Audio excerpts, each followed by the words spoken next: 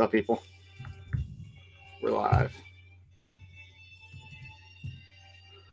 We're back.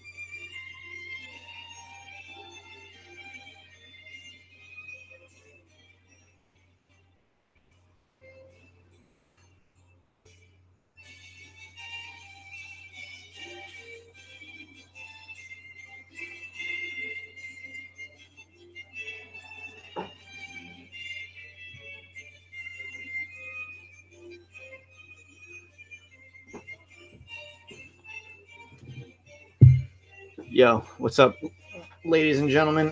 I am here.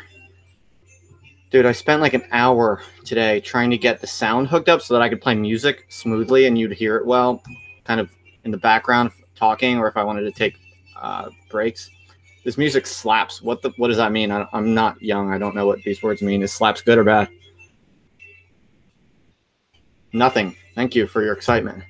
Is slaps, is that a good word or a bad word? I don't know.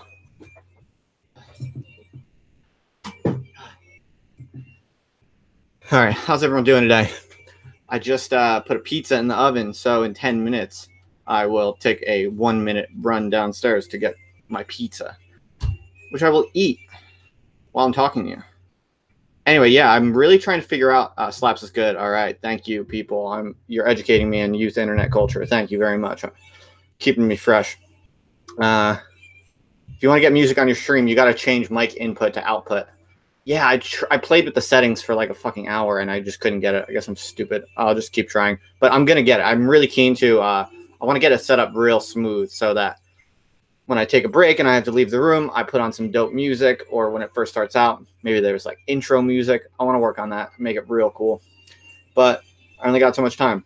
I work a full-time job, motherfucker. Well, not right now. It's summer. Obviously, if I'm doing shit like this, I'm not working too hard. Anyway, get this mic sorted. Actually, yeah, let's put the mic on cardioid. Turn that music down. I don't know if you can even hear it.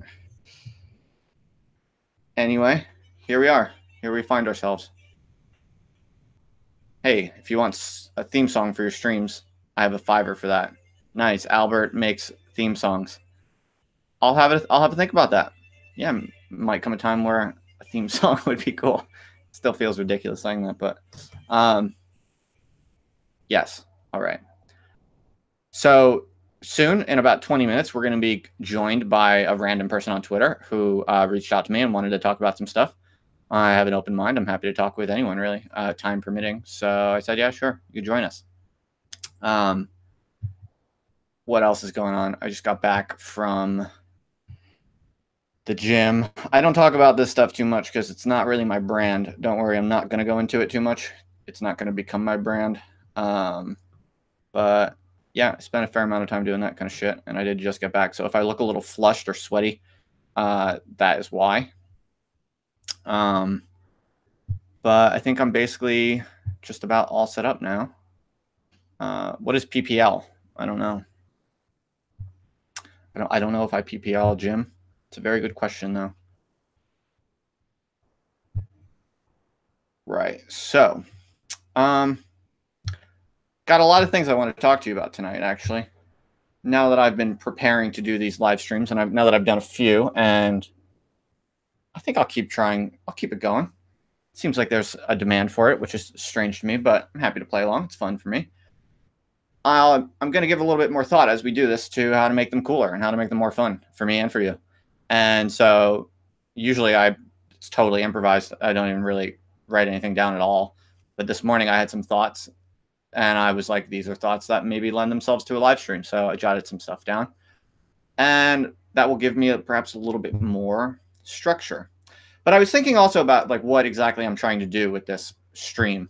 And I was thinking, I would like to create a stream that's semi-regular or even truly regular that is, interesting and intelligent and stimulating and creative, but also kind of low-key and kind of easy going, almost like background stimulation with, a fair amount of silence and pauses and maybe a little bit of music here and there.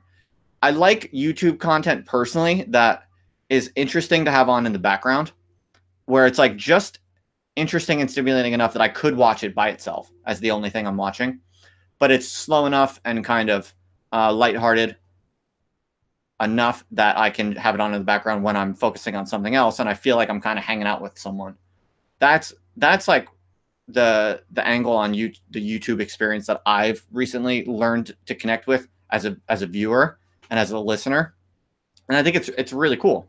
So I think I'm kind of interested in cultivating that sort of thing with my stream. Like, I don't want to be speaking at you for an hour straight, trying to kind of impress you with my like highfalutin ideas and convince you of all these like political viewpoints and give you the news of the day and this kind of news anchor pretension, like someone like Ben Shapiro or something like that. Or even, I'm not trying to offer you like a comedy show or something like that where I'm super cool and funny the whole time. I don't really want to be either of those things. I'm interested in like, can you use this platform to just fire it up and literally, just not even try to be some type of person or some type of entertainment or content that you've seen before, but just truly kind of create your own personal vibe. Say what you think, say what you want to say what you think is worth saying in a style that you think is fun or cool or relaxing or whatever kind of value you're trying to optimize. And yeah, I want it to be kind of low key, easy going.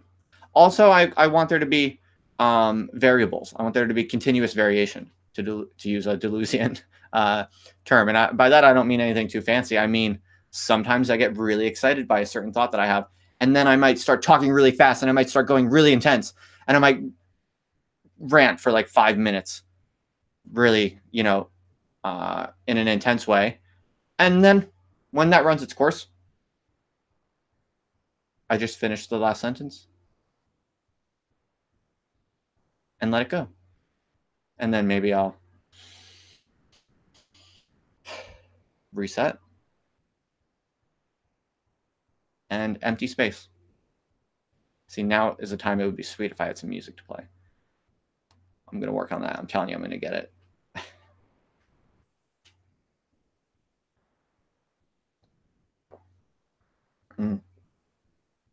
Sparkling water. Excellent.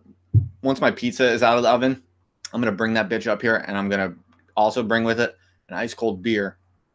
Kids, if you're not of age, don't drink unless your parents allow you to, in which case, have at it. All right, I'm not hating. All right. So let's proceed, shall we? We'll talk for a little bit before my oven alarm goes off. And soon we will invite this person whose name I don't even know. I don't even know his first name. So that'll be an interesting experience to talk with a truly random person whose name I don't even know. We'll all get to learn about this random person who contacted me together. So, all right. Oh, by the way, people, I gotta say, you dipshits better subscribe. I know there's some of you out there who are listening to this and you have not subscribed. Subscribe, or else you're on my shit list. I think this weekend, here's a bit of a new current affairs I can share with you. Not like important current affairs. I'm not interested in that shit. I'm interested in stuff that affects me personally because I'm narcissistic and egotistical, probably, and small-minded. Anyway, I'm going to Cornwall, which is the southwest, southwest part of England. And I've never been there. It's known for being very beautiful, and they have beaches there that are known for having waves.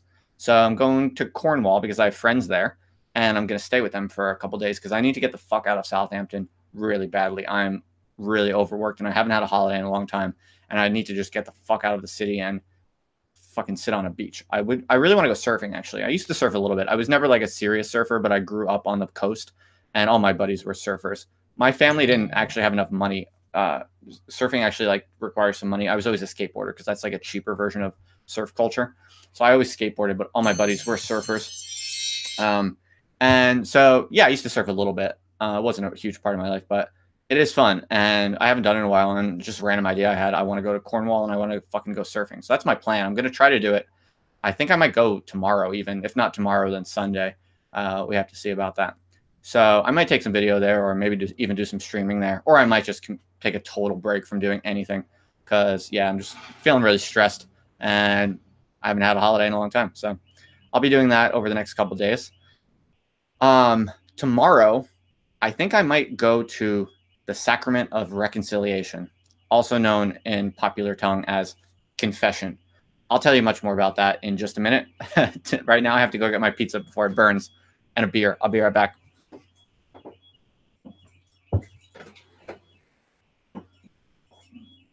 Actually, turn the music up.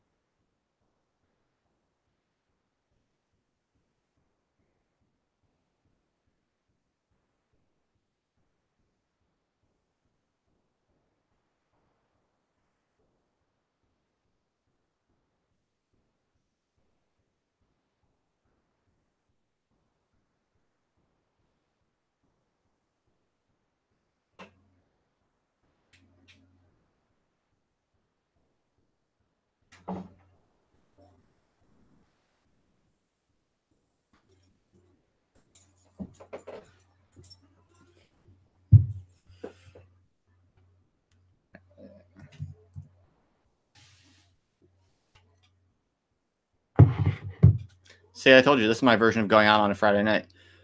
Normal people go out somewhere and get a pizza. I just make a pizza in the oven and go on Google, YouTube.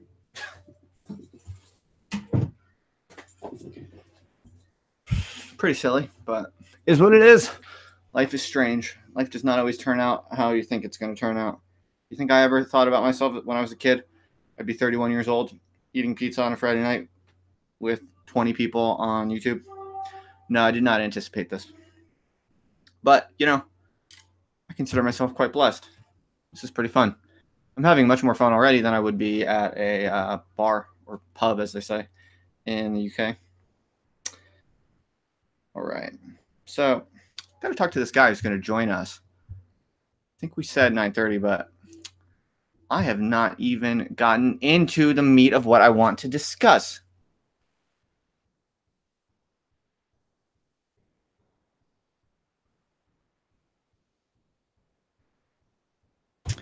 All right. Do you ever venture north? Jim asks me. And how much of Moldbug's writings have you read? Anyone else waiting for a jump scare? Don't be scared. Don't fear. Have no fear, my friends. Have no fear. Torquay is closer, bro. Yo, Grant, thanks for the tip. Yeah, I still don't know shit about England. Where do you seriously stand politically? All right, people, way too many questions. I can't handle this. I'll try to get to all of those.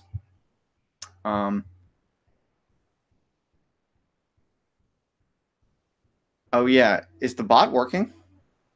Do I need to do something to get that going? Someone who knows this streaming stuff.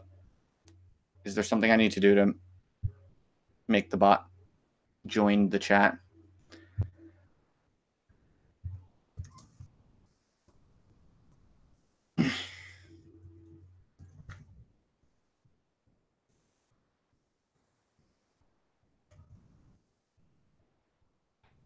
Alan, that is a very rude question, my friend. He asked me if I'm erect or flaccid at this moment. What the fuck do you think? You think I have a boner right now? Just sitting here just got my pizza out of the oven. You're sick, but also not very intelligent, because clearly it would be hard to maintain an erection while I'm doing nothing. Anyway, let's get into some content. Why do I put on that voice? It's very hard when you're recording things. The camera makes you feel very strange pressures. Like you start feeling like I should talk like this to entertain people. But I'm not going to be like that. Fuck that. I am just going to tell you what I think in the ways that I want to. So I'm going to go to confession tomorrow. Yeah, I decided I would do this as kind of an experiment. I have not been to confession at a proper church or a not proper church in more than 15 years. And tomorrow morning, I've committed to myself that I will go just to see what it's like, see how I feel. I don't really know what my view on Catholicism and religion and God is. I wrestle with it a lot. I have been wrestling with it for a while, for the past few years, I'd say in particular. And I don't really know. And I think when you are wrestling with a mystery, you need to, the ideal way to proceed to try to figure things out is through experimentation. And I think with religion, you have to, if you're wrestling with it, you have to experiment with it. And yeah, I think about it like a social scientist. I am going to conduct some experiments on myself, experiments in theology, I might say. I'll let you know how that goes. But I'm going to tell the priest everything wrong I've done in 15 years. It's going to take a while, but we'll see how it goes. Ismith says, tell us how it goes. I haven't been in 10 years since nominally reverting, and he's been thinking about confession. I will definitely let you know how it goes. I mean, Catholics always say that it feels really good, and that's the point. It clearly has a therapeutic function. It's supposed to, relieve you from, the weight of guilt that we all carry around for the things that we know we've done that have been bad in the past. It's supposed to be, and it probably is a fairly effective mechanism at relieving that. So, it's well known for producing salutary psychological effects, and I don't doubt that.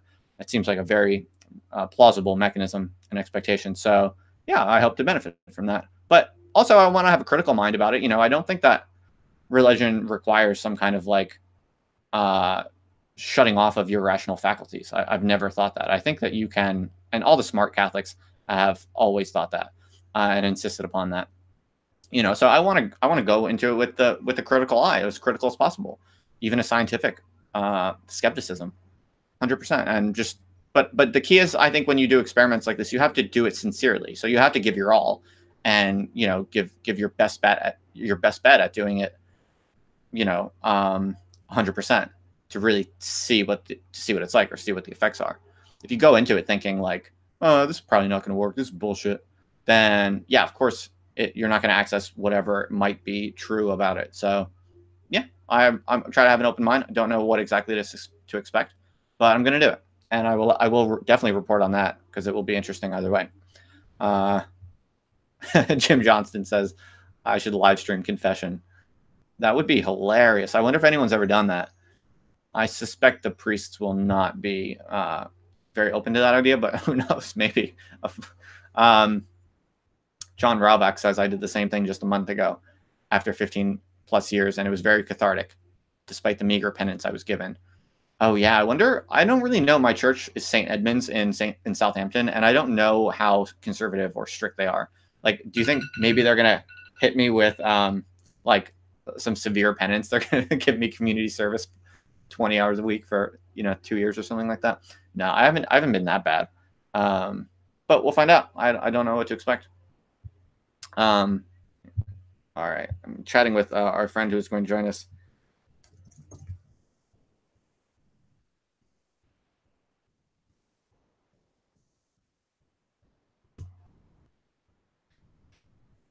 Asking if he can just hang tight while I kind of get through some of this stuff. Actually, you know what I was just thinking? In some sense, God is like the first live streamer ever. God invented live streaming. God has the most subscribers ever of all YouTube channels. God is by far the preeminent YouTuber. In fact, like we are basically all living his live stream. That's kind of interesting when you think about it. But no, in all seriousness, like I guess you might think that's a corny analogy to draw, but I mean, no, maybe it is too corny to say out loud. I have to think about that. I was going to say something very seriously, but it's a little too half-baked and might sound really dumb. Yeah, I'm still wrestling with all my thoughts on that. What else is going on? So it's funny how, like, the people in this chat, it still baffles me and very much flatters me and delights me that there are a handful of you who want to come to all my live streams. It's really fun. But it's so hilarious to me because literally I think I can say with absolute honesty that on average, more people attend my live streams than attend my university lectures, where attendance is just horrific. I mean, I don't know if it's just the University of Southampton or if it's other universities. I suspect it's other universities too. But there is like, if anyone in the chat is a student in the UK or America, I'd be curious, or anywhere else, I'm still curious. It seems like students do not go to class today, like much worse than when I was in university. And I know that sounds like, grumpy grandpa or something like that, how everything's, going to the birds nowadays with these young whippersnappers. I'm not saying that, but I think in all seriousness, I mean, I just don't remember attendance being as bad as it seems to be now, at least at the University of Southampton. Like no one comes to class, even in the good lectures that get good evaluations. Like my modules get pretty good evaluations, and they have a good reputation. Students generally like me and have a positive image of me, but students do not come to class. Literally, I think like my enrollment is often like around 100 students per class, and literally I think like right now there's 24 people in this live stream. I bet you that is greater than the average number of attendance in my average lecture. If not, it's damn close. And that just like is so hilarious to me because I'm doing this for fun, and none of you have to be here, and you're not getting accreditation or anything. Yeah, Xenogoth undergraduates. Yeah, that's right. Diana, why were you stopped by Nightbot? Very strange.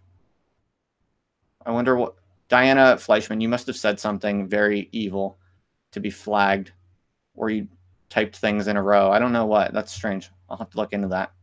Anyway, Eleanor Rose, what's up? You're a student at Southampton. Oh, Eleanor, I think maybe I know you. I think I know an Eleanor. I forget your last name, but maybe I do know you. If you're the person I'm thinking of. Hi, Eleanor. Either way, hi. Diana, because you wrote in all caps. That's hilarious. That I'm cool. Thank you, Diana. You're very sweet.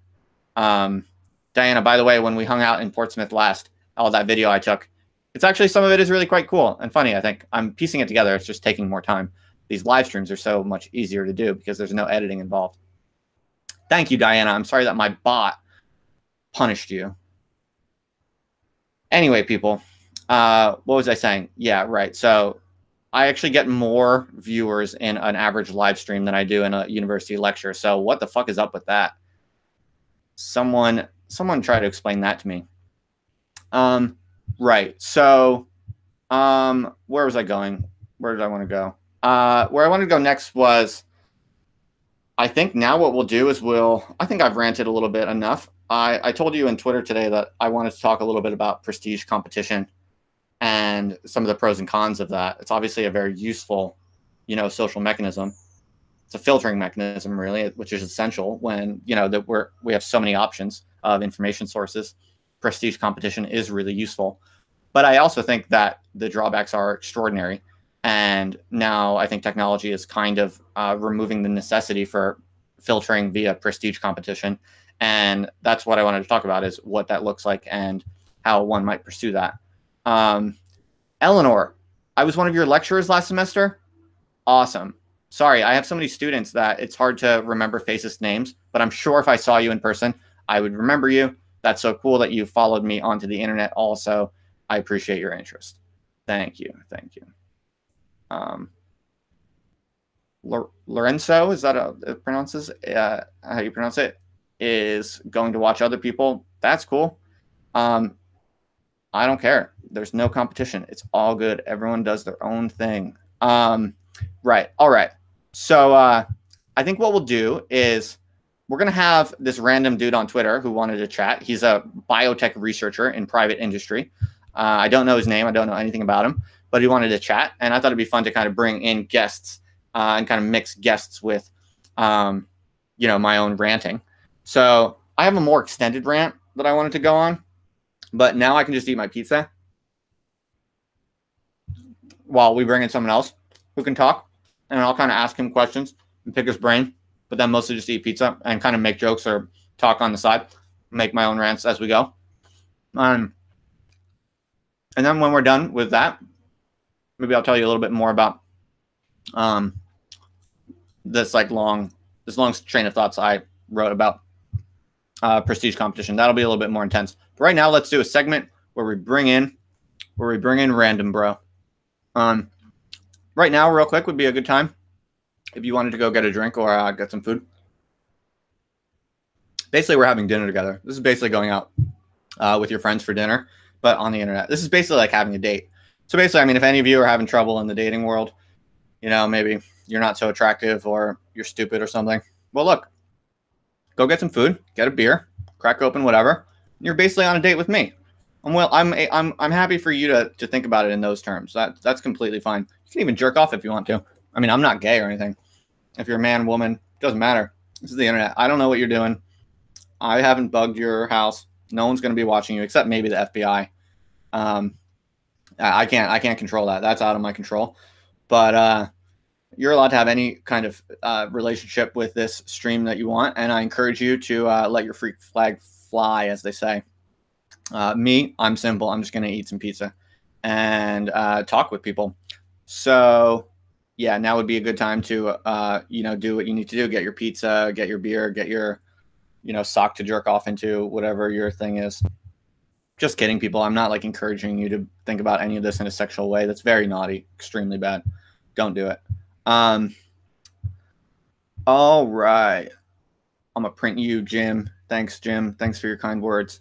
All right. Let me get the link to this bitch and tweet it out to my man, Crypto Hocus. Right. Go to invite. Get the link. This will be interesting.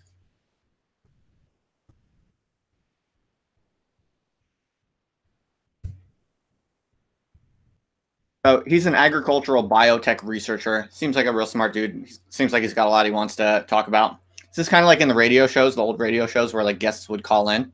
That's basically what's going on here. So if you have any questions, if you've ever had any questions about Kristen K, beer, cigs, hummus, nice. Yeah, everyone, get your food, get your beers, get your drinks, whatever. Maybe you're sober. In that case, if you're an alcoholic, don't drink. Get water or something. Maybe a little bit of lemon, something saucy like that. And write in the chat what you're doing. But if it's sexual, maybe don't talk about it. All right, we are now waiting on Mr. Hocus, Mr. Crypto Hocus. Oh, by the way, I did a podcast yesterday with Professor Robin Hansen. Really brilliant, really brilliant dude. Also, you know, I would say a fairly misunderstood man recently with his internet intellectual shenanigans. Something I can relate to on a much smaller scale. But I had never met him before. He's super smart, super fascinating guy. We talked about his recent book called Elephant in the Brain, and talked about a bunch of other things also. And I'll edit that soon and that's on the queue of the podcast. But yeah, it was really interesting. I think you guys will find that very fascinating. Diana, you'll find that fascinating for sure. But man, he's smart. Sometimes it's really hard to hang out with super smart people, to talk with smart people at length. It's just like some people who are super smart, they can just kind of go on about the most interesting and valuable shit, but for like, they go really fast and they can just do it limitlessly. Whereas like, you know, I'm pretty smart, but I'm just not that smart. Like, I'm not as smart as Robin Hansen. I'm not as smart as many like high level people, but at least I know that, you know, a lot of people like who aren't that smart, they really want to be that smart and they're not willing to confront that they're not that smart. But see, I understand I'm not that smart, and that's why I do shit like this instead. That's why Robin Hansen is not doing this, but I am, because I'm very smart for people who do live streams. I do know that. But I also know I'm not quite as smart as Robin Hansen. And I think the key is to find out where you fit. Life advice. Hashtag Justin's life advice. The Hansen interview was podcast. That was video only. Oh, by the way, dipshits, you need to retweet this shit out. If you find my streams fun and cool and you like hanging out with me, tweet that shit or email that shit or whatever. Tell your friends that it's fun and cool and tell them to join us, because the more the merrier. All right, we're having technical difficulties with my man, Crypto Hocus. Hang tight. I got to email him. Having computer problems. No worries, we got this. Oh, okay. Here's a question for you people. Have you, how many of you have been following the news about the new lefty politician everyone's talking about, Ocasio-Cortez, I believe it's pronounced? Have you guys been following this? I don't really follow the news that much, to be honest. If you guys are looking for like up to the minute, detailed analysis and incisive explanations of current affairs, you've come to the wrong stream. If you've come looking for a moderately intelligent, moderately attractive, moderately fit 31-year-old man eating pizza and talking shit, then you've come to the right place. But if you want to know all about Ocasio-Cortez, go read Vox.com or something. I'm not going to be able to tell you. But I will tell you this.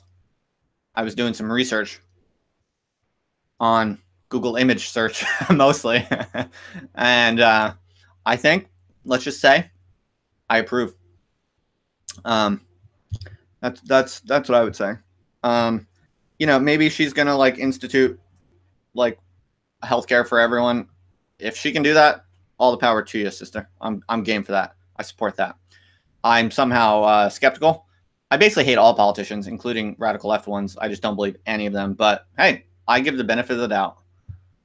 That is fine. I'll wait and see.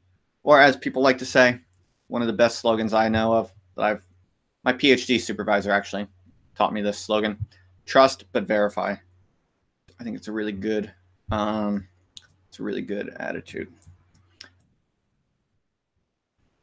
All right, so we should be only a couple minutes away from having our friend Crypto Hocus join us. We should think about like what we want to ask this guy. He had a kind of list of topics that he wants to talk about. But like, how many of you have ever met a agricultural researcher in biotech? Like, if you could meet someone like that at a dinner table, what would you ask him? Like, let's be honest, most of us are probably socially awkward. We don't really like going to dinner parties and shit like that because it's just brutally a combination of boring and stressful, and you have to kind of pretend to be all these things. And the good thing about being able to go to dinner parties is you do get to meet interesting people and ask them interesting stuff. But you have to do stupid shit also, like, you know, look good and care about how you sound and care about how you hold yourself and care about how you come off and be polite and all that kind of shit. But we're all on YouTube, so we probably are not big fans of that shit.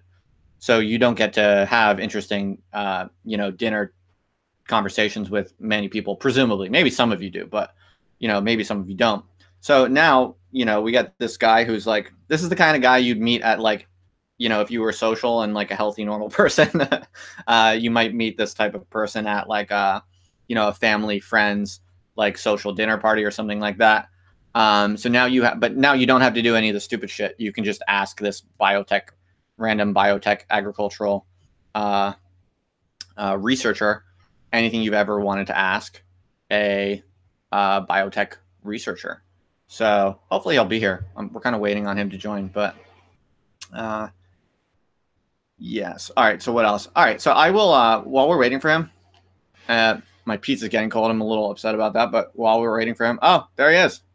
No worries. Hocus, can you hear us? I can. Can you hear me? Yes, I can hear you just fine. What's going on, buddy? Not much, man. Just took a little while to get that set up. When you sent me the link on DM, I was having an issue. I couldn't get the full link to open up.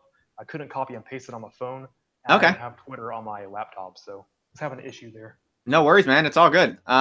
This is not like a serious professional affair. It's all gravy. Cool.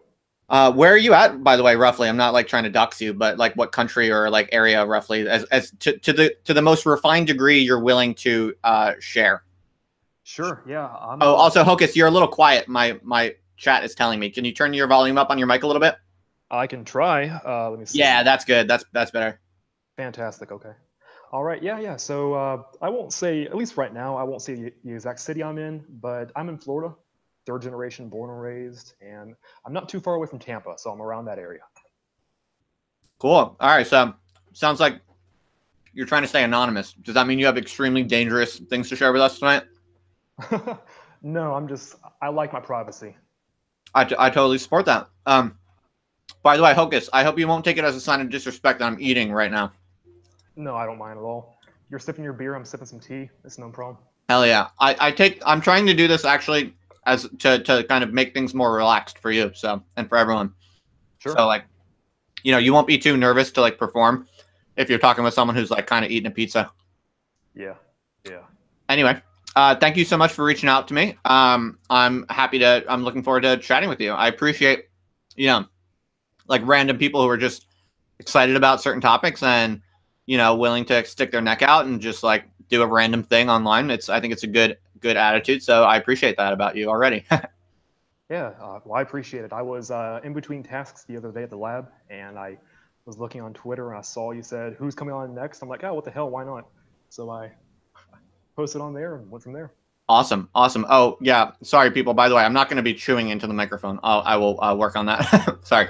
So Hocus, maybe you could just start by telling us, could you tell us a little bit about your background as a biotech analyst, and without giving away too many details or whatever you're comfortable with, maybe tell us a little bit about the kind of the expertise that you currently have, or like what you're like actively working on in the job you're working on.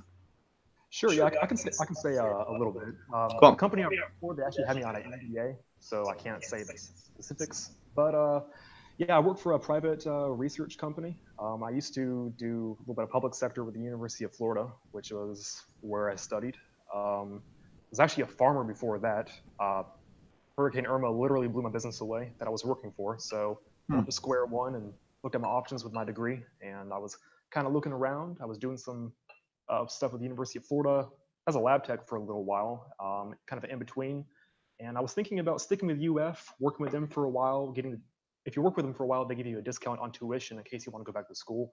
I actually only have a bachelor's. I was looking at it, I'm like, if I get into research, maybe I'll go ahead and stick with go into grad school. But as I was doing that, months went by. I got an interview, an offer out of the blue from a private company, and the job and the salary they were offering typically is reserved for someone with a master's degree. So I kind of had an opportunity to bypass the requirement for that piece of paper. And I took up the opportunity, and so far, I'm really enjoying it. Yeah, what I'm doing kind of day to day is we are just running trials. We have our own ingredients and products, and working on plant physiology. We understand the pathways for nitrogen uptake or photosynthesis, all the basic stuff, and we understand the ins and outs. And once you understand the ins and outs, you can go ahead and tweak things.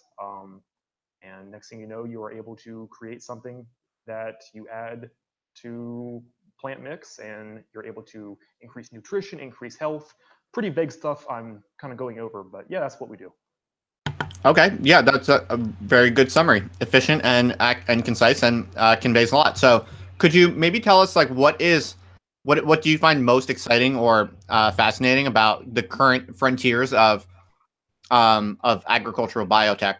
Like, is there stuff that most people maybe in the stream watching don't know about that you find just frightening or fascinating or cool or exciting, or what do you find most intriguing about what you're currently the field you're working in? Yeah. So one thing I've kind of been told is that the same way, if you look back in the last 20 years on the development of computer science and how much we've really advanced, you could say that we've advanced that much in agriculture. We are no longer kind of doing things so broadly. We are now able to look down at a molecular level and the small physiological level and focus on very specific things. And in that, we can prevent a lot of unintended side effects. I mean, it used to be in the old days, if you're doing breeding, you would just randomly breed crosses together until you hope that you get a mutation. And maybe after about 70 years, if you're lucky, you might have a viable new variety. I mean, nowadays we are able to just pinpoint genes. We know what does what doesn't, and we can just move things where we want. Um, that kind of goes into the transgenics, which commonly is called GMO. I'm not into that myself. I don't do that. I find it very interesting. Um, but yeah, what we are able to do now, and the speed at which we're doing it, I think the rate at which we are advancing is crazy. It's crazy what we're able to do now. People think of GMO or transgenics as adding things to it, but it's not just adding things to it. We can also remove things. For example, they've proven that we are able to find the gene that causes deadly allergens in peanuts. We can just remove that, and then we can save lives that way. That's not on the market, but they've proven that it's viable. It's just, can we get the green light to get on the market? Wow. Okay. Is there much in the way of DIY, like agricultural biotech? Are there crazy like hackers who are doing this stuff independently?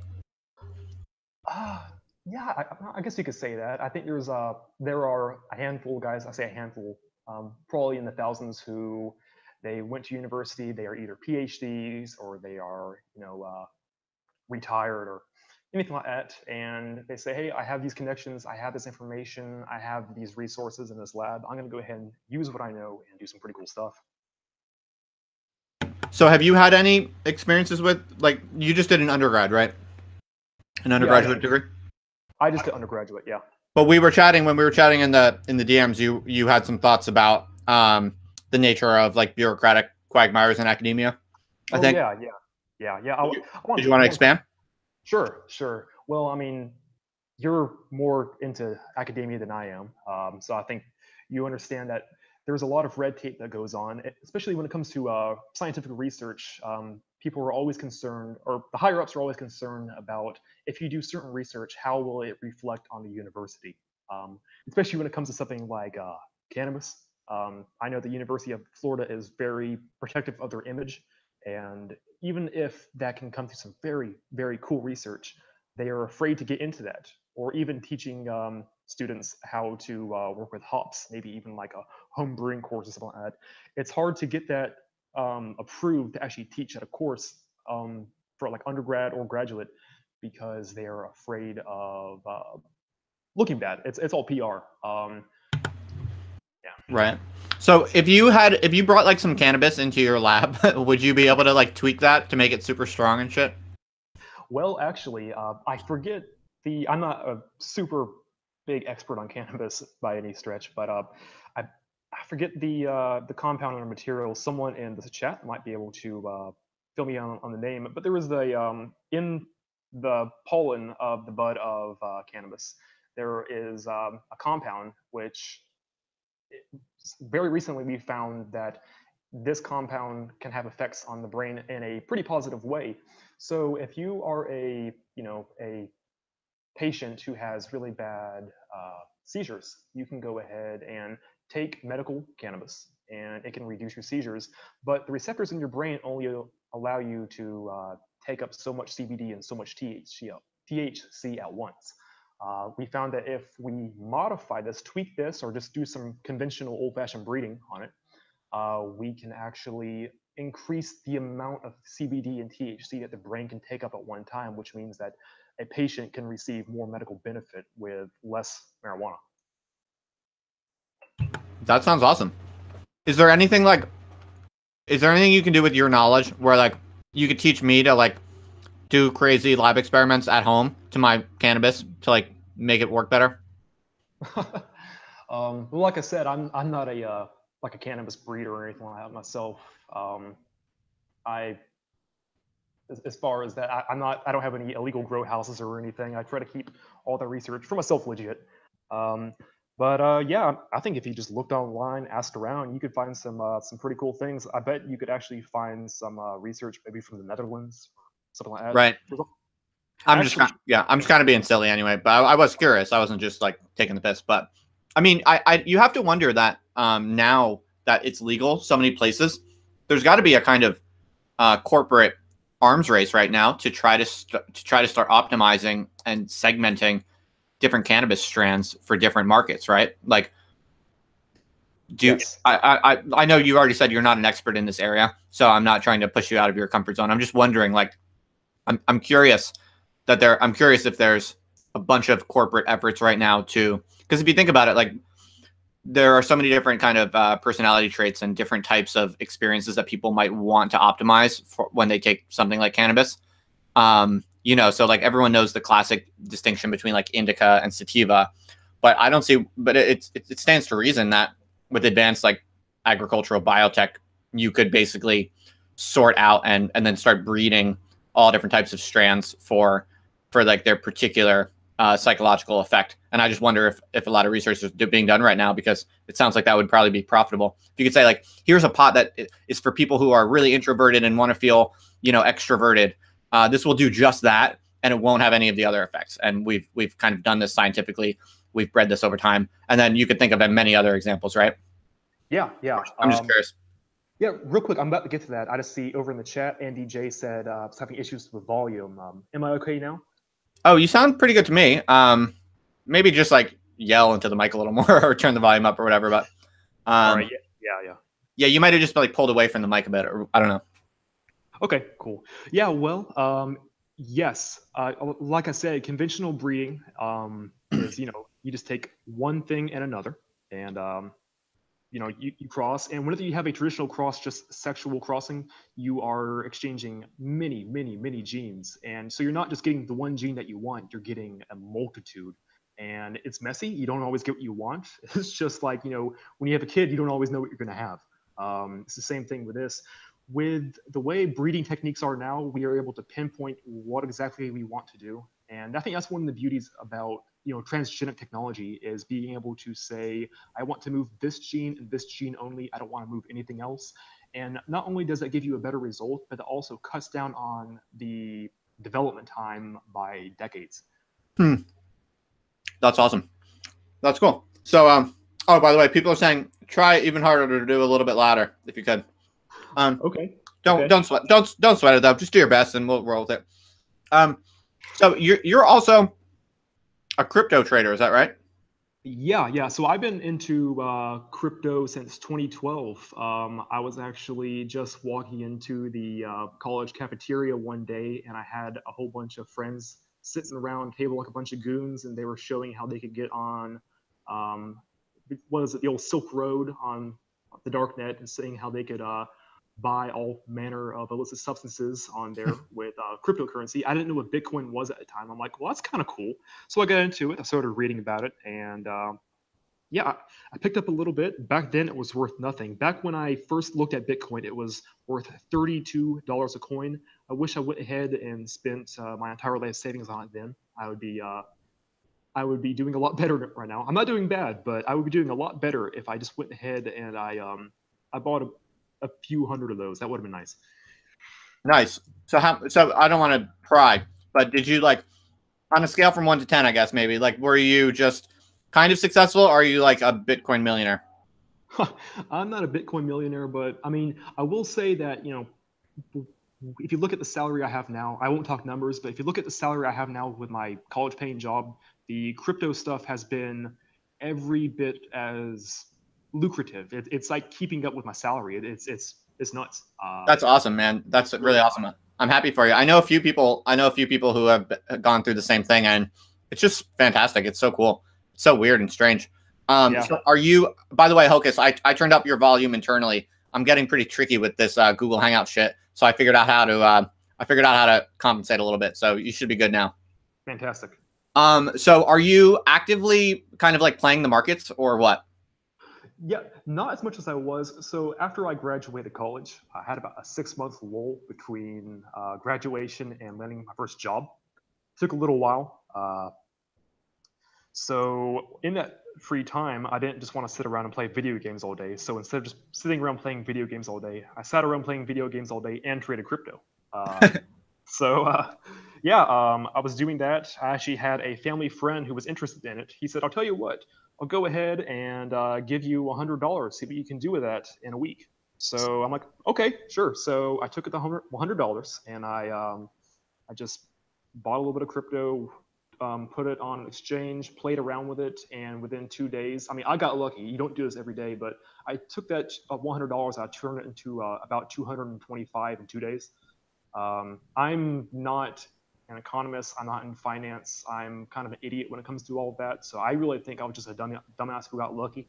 But I mean, that's just how crazy and volatile that market is. Like I saw someone in the chat said they lost $800 on it. But I mean, I put in, a certain amount at a certain time. And so, it goes up times 10, but then you look the next day and then it's down 40%. So it's like, oh man, it, I wouldn't put your life savings in it. That's for sure. Play around with it.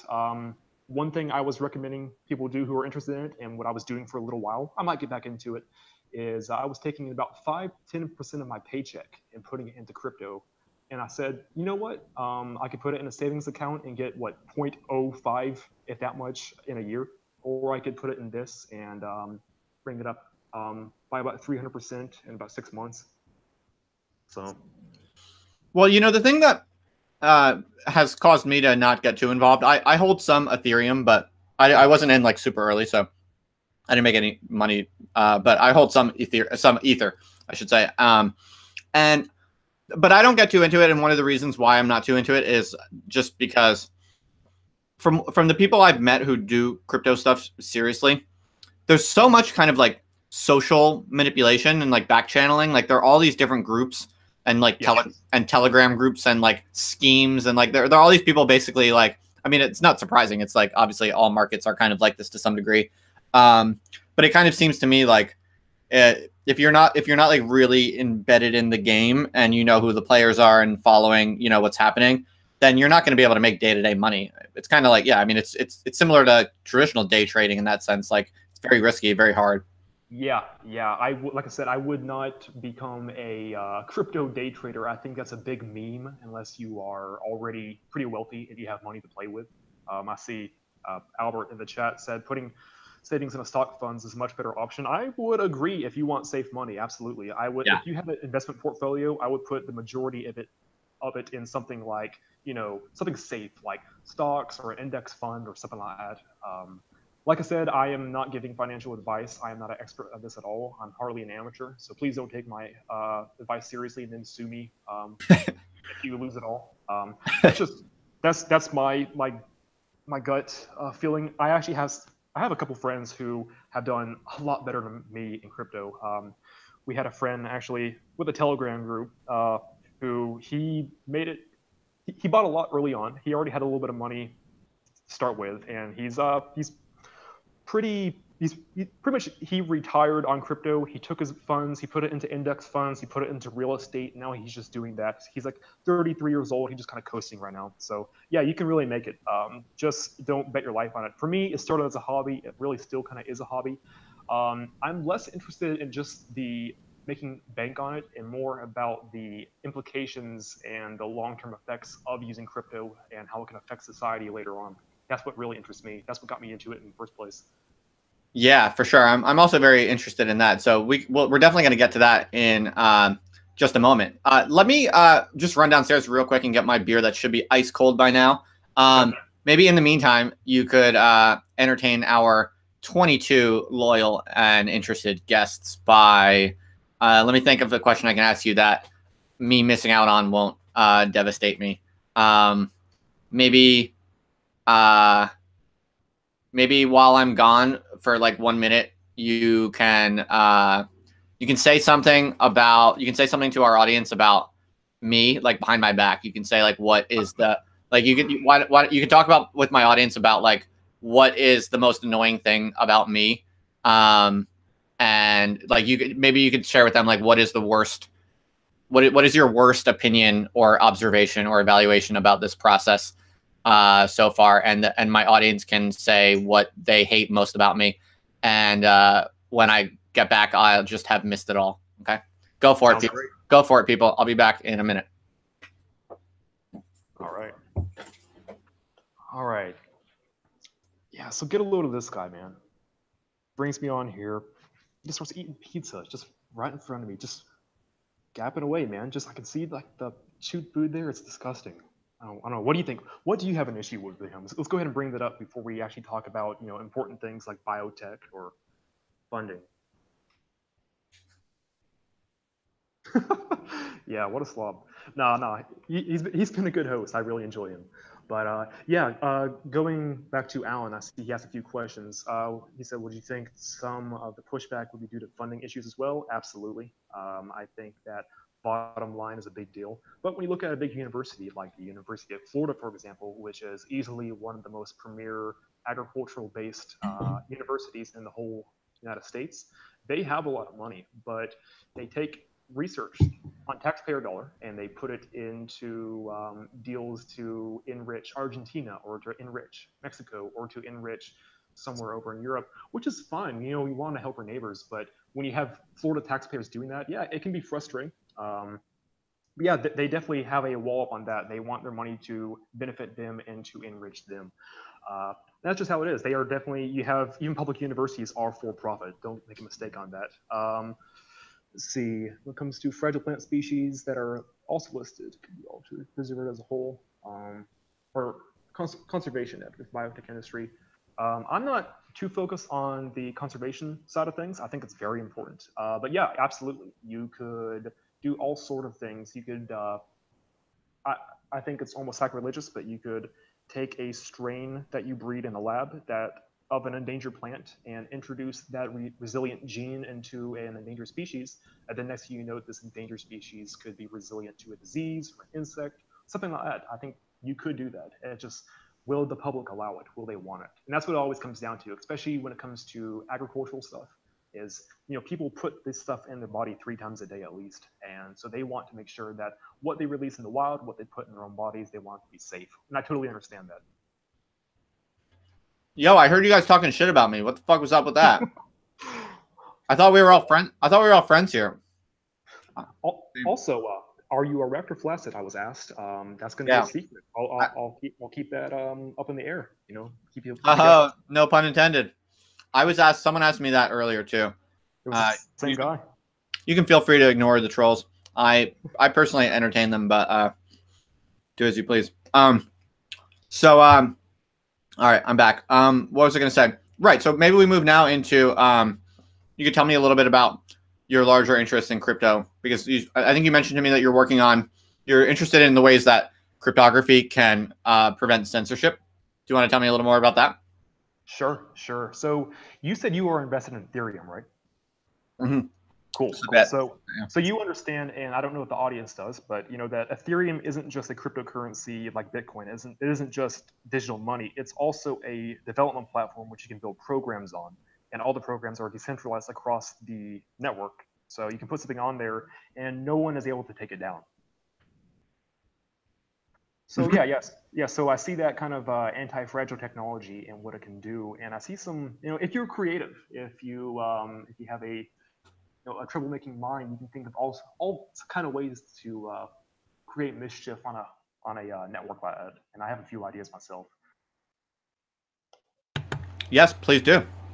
Okay, yeah. So I've had an idea I've been playing with for maybe about a year since the big push on crypto in the past year. I was starting to talk to more people in person on Telegram in a sort about ways I could use, for example, Ethereum. What could I do on there? And I think that if you look at the way things are going with speech, I think no matter what your political affiliation is, you can see it's a little concerning whenever you have large monopolies, corporate institutions like Twitter or Google or Facebook. They are able to ignore the law and pretty much shut down whatever they want.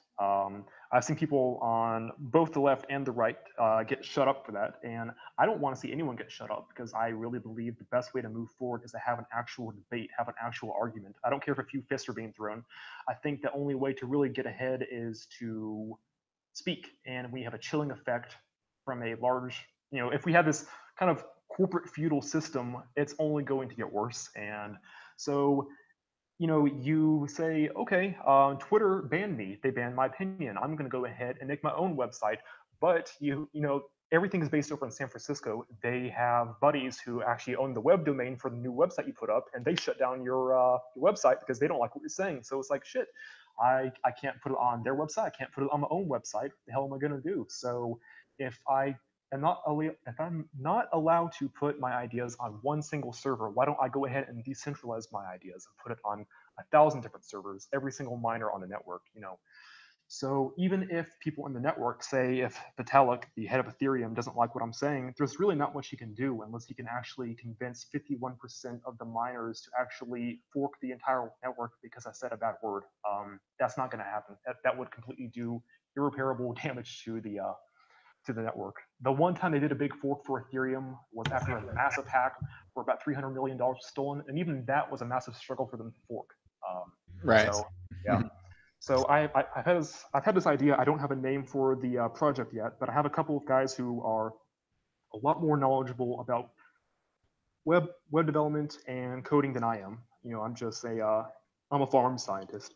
But yeah, I've been talking with them, and we have this plan, this idea to create a platform that would be part I, self-publishing. So it would be part Patreon and part blogging.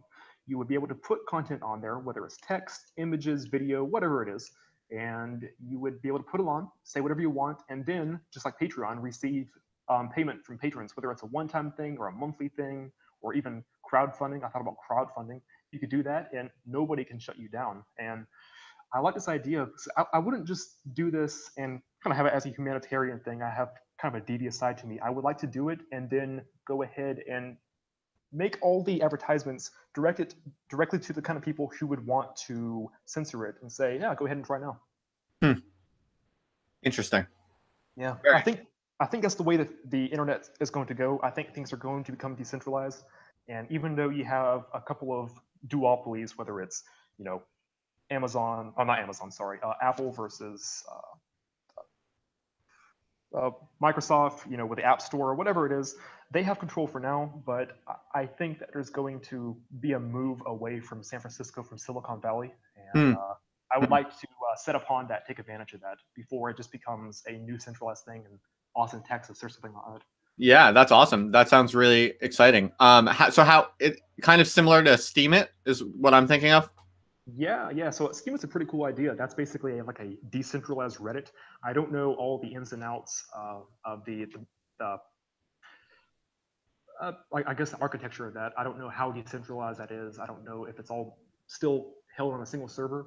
What I'm looking at is a new protocol that was put out called IPFS, which is the Interplanetary File System, I believe it is. And the whole idea of this is it is essentially decentralized file storage. And the guys who are working in IPFS, they're very excited about Ethereum in particular. And if you're doing programming in Solidity, the language for Ethereum, there are already nice built-in plugins to kind of work IPFS protocol into what you're making. I'm kind of a dumbass when it comes to all this, so I'm learning at a very basic level. That's why I'm looking to go ahead and get some pretty knowledgeable programmers to kind of help me along the way with this, because I think that this is going to be a a good thing for a lot of people. I don't care what their political affiliation is. I'm not interested in that.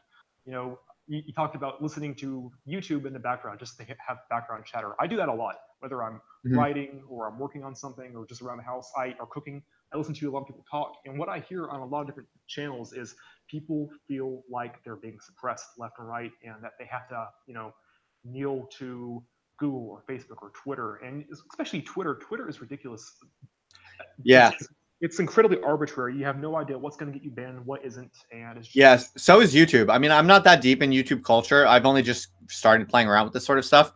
But yeah, all the people who are avid YouTubers, they all hate YouTube. They all complain about it. It's like so arbitrary. And apparently the machine learning is just like, I don't know if it's that the machine learning is just not that good yet, or if it's actually really good, but even just a small number of errors, which are inevitable, lead to very vocal complaints. I don't know what the situation is, but it seems like yeah, Twitter and YouTube causes extraordinary amounts of customer dissatisfaction. So I'm definitely, my wager is with you on the expectation that like there will be, once the decentralized platforms get their kinks worked out, they'll have to take over eventually at some point.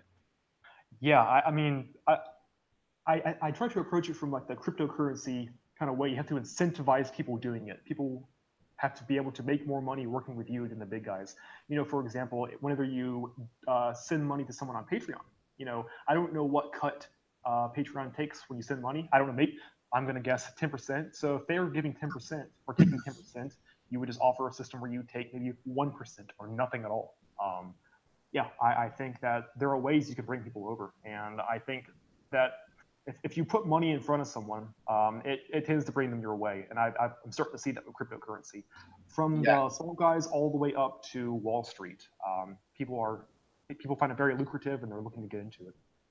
Yeah, for sure. Actually, I mean, someone in the chat brought up a good point. I don't actually, yeah, Eric brings up a good point that, the real bottleneck, obviously, at this point for such a platform as the one you're describing is just making ease of use, making the ease of use greater, making it easier to access. And the most people can't really get on board with something like what you're describing because it's still too confusing. It's still hard Yeah. to, it's still very hard to plug into, blockchains.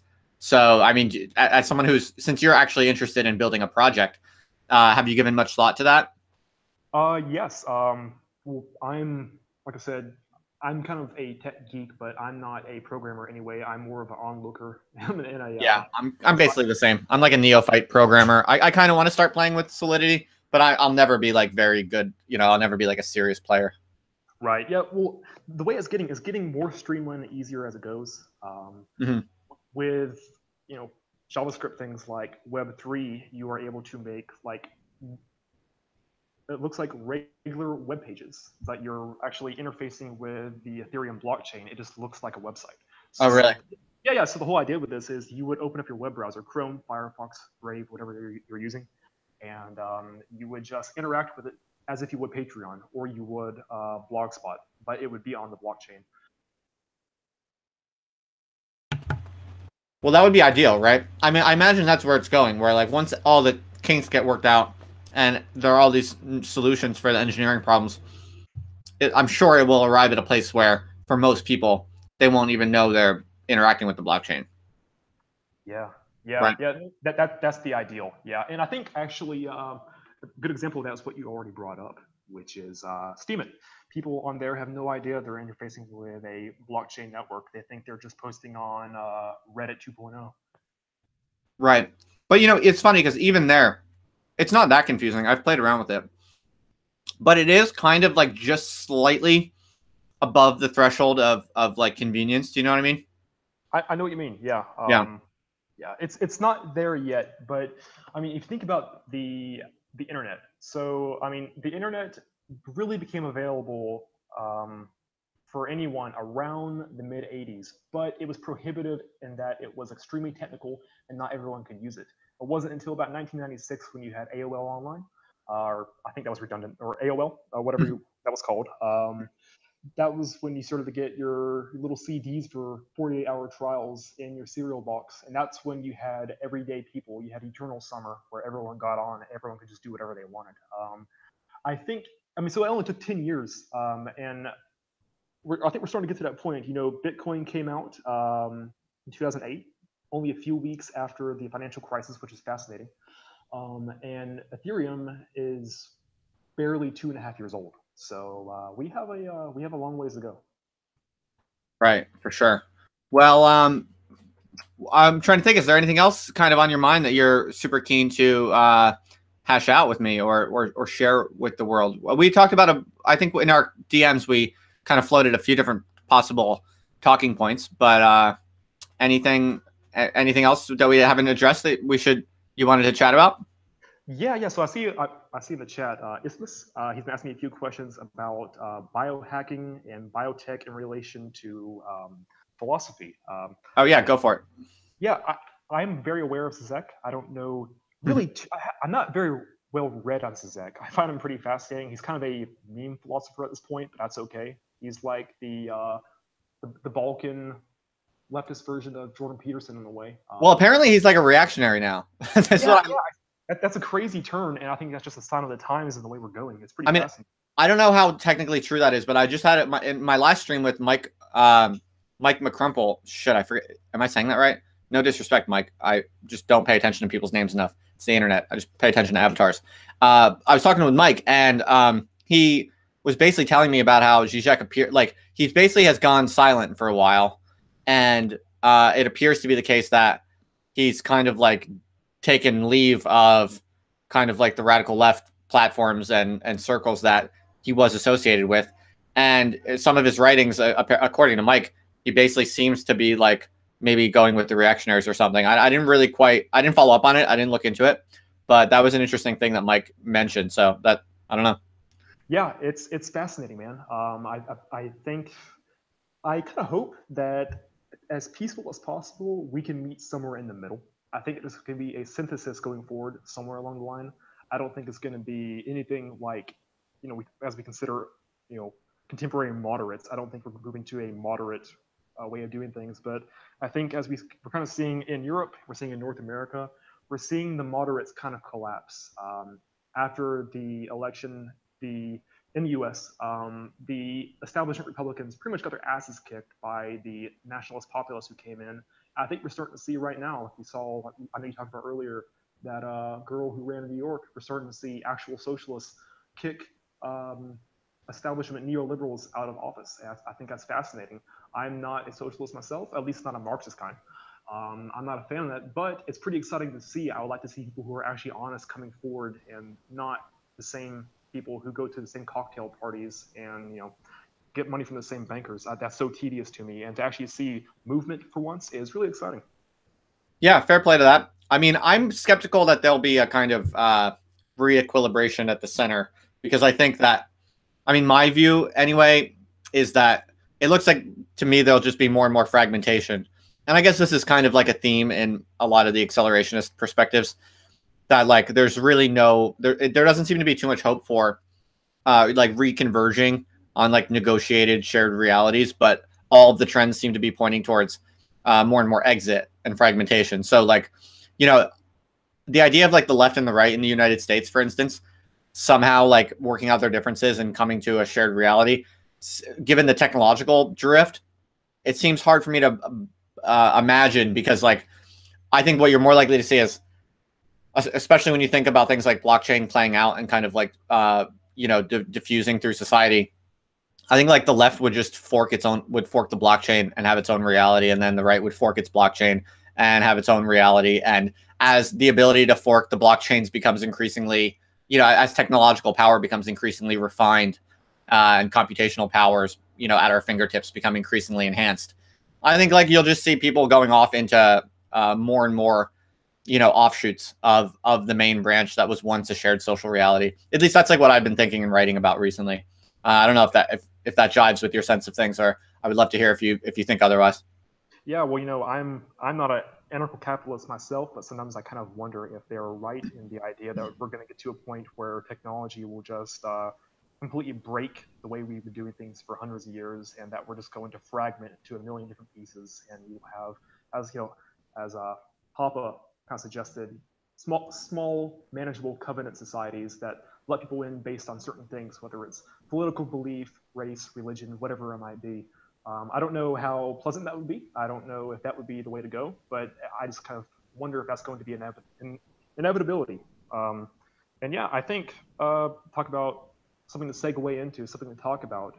One thing I kind of brought up to talk about is the idea of crypto anarchism. I think we Yeah. talked about yeah. So for I me, know, I know of it. Of course, I mean, I'm familiar with the idea. But maybe is there something in particular about that tradition or current that you're especially interested in?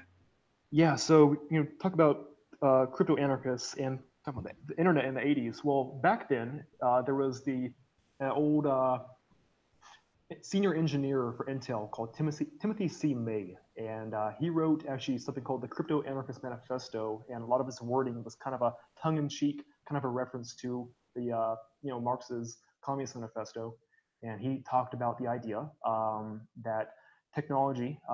This is in the '80s. He was talking about decentralized technology and black markets online, dark nets, file sharing, digital currencies, and how these would create challenges to the police state, to What was surveillance. the what was the name that what was the name that you said?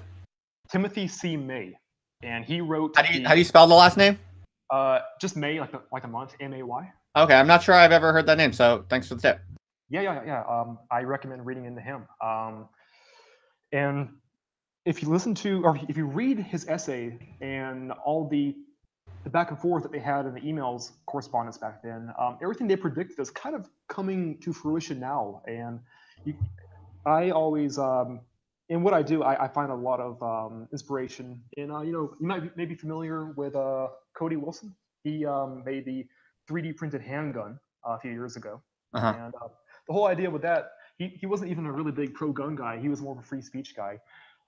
He had the idea of taking blueprints for, if you know 3D printing, taking a CAD file and allowing you to make a single shot pistol that you can make in your garage with a like a home kit 3D printer, and all you do is you download the file and you can do whatever you want, and you don't have to go through any regulation. You don't have to go to your constable if you're in that kind of country where you need that kind of stamp of approval. You don't have to do any of that. You can be in Japan. In fact, there was a Japanese man who, just to prove he did it, he printed a handful of handguns and he went public with it. He went to prison and now he's out. He did it pretty intentionally. It was more of a statement, if you will. But yeah, that's starting to happen, and I think that the whole firearms thing. I mean, he didn't do that to say, you know, Second Amendment, da da da da. He was saying that gun control. There's no reason to debate in a democratic sense that democracy, in the sense of, in the light of technology, is obsolete. That no one debated putting this gun out there. It wasn't. It didn't go through committee, it didn't go through council. It's just a couple of programmers, a couple of geeks. They put it together and they put it online, and you just have to deal with it. And I kind of Right. see that with this project I'm working on. People want to discuss what is hate speech? Is there hate speech? What constitutes that? What should we do about it? Should you go to prison? Should you get a slap on the wrist? Should you just be banned? Should you have your internet taken away? And we're just here to say that you don't get to make that decision, no matter who you are. That you will not have a democratic consensus on what I say. That we will say and do whatever we want, and come get me. Right. So I'm looking up this guy, Timothy May. He seems like he was a pretty like high level genius kind of computer scientist. He was not just like a theorist, kind of like wacky guy on the internet with radical political ideas. He was like a high ranking kind of Oh yeah. intellectual. Yeah. He was an engineer with Intel. Right. So that's interesting. So yeah, that's fascinating. So I guess you're very sympathetic to this tradition.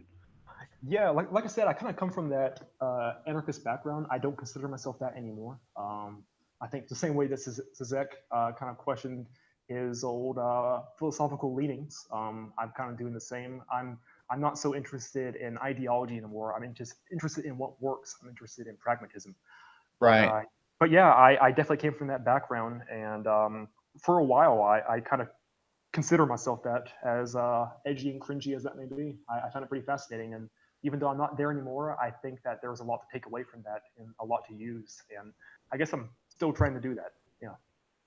Right. So now Cody Wilson, he got, I don't know too much about him, but he gets kind of a bad rap, doesn't he? Because of the gun stuff. Like what isn't he doesn't he have kind of like dubious political ideas also, or what do you know much about him?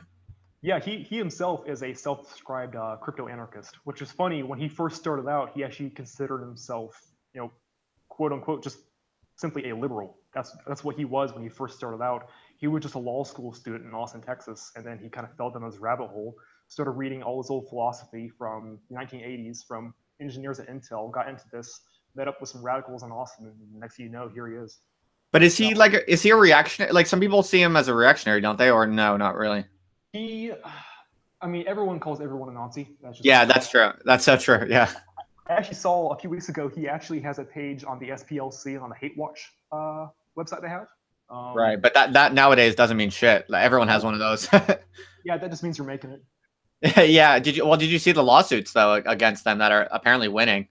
Well, actually, yeah. So the Yeah. lawsuit was started by him. So he put out that file, and 48 hours after he put out that file, the State Department actually came down on him and said that he was violating ITAR, which is actually a law that prohibits exportation of munitions and weapons without the government allowing you to. So him putting a blueprint online was considered that. He thinks that case is bullshit, so he immediately sued them, and they've been taking it to court. It kind of went through a bunch of rigmarole for like the last 5 years for the Court of Appeals. He actually believes that now, with the way that the Supreme Court's getting, it's going to move to a certain point, and he's going to win his case in the Supreme Court. And I've been watching him just as a spectacle since 2012, even before he released that gun. Now he's actually working on something called the Ghost Gunner, which is instead of printing it, you can still find that file online, by the way. Even though it was taken down, you can find it on the Pirate Bay. You can easily see that. Anyways, though, they made this thing called a Ghost Gunner, which is just a CNC mill, which you put in a piece of metal and it carves it out and it gives you something. What he did is there's the one piece of a gun that is legally the gun, which is the lower receiver. The lower receiver is the part that has a serial number on it. So that's the part you can't sell that unless you have a license. At least in the United States, you have to have a license and you do background checks. With this, you can just put in a piece of metal and then you can make 30 1911s, Glocks, or AR-15s in your garage, and you don't have to tell anyone about it. What's funny is actually to step in, California said legally now, if you make a ghost gun, you have to bring it to the police station and get it registered with a serial number. Of the people who are doing this, how many, as a percentage, do you think are actually doing that? How many? I would assume close to about 1%, maybe. Yeah, sure. Yeah. Fascinating. Yeah, that's really fascinating. I don't know too much about this stuff, but I do hear about it, and I'm definitely intrigued. How does Cody Wilson make money, do you think, right now? Like, how does he make a living?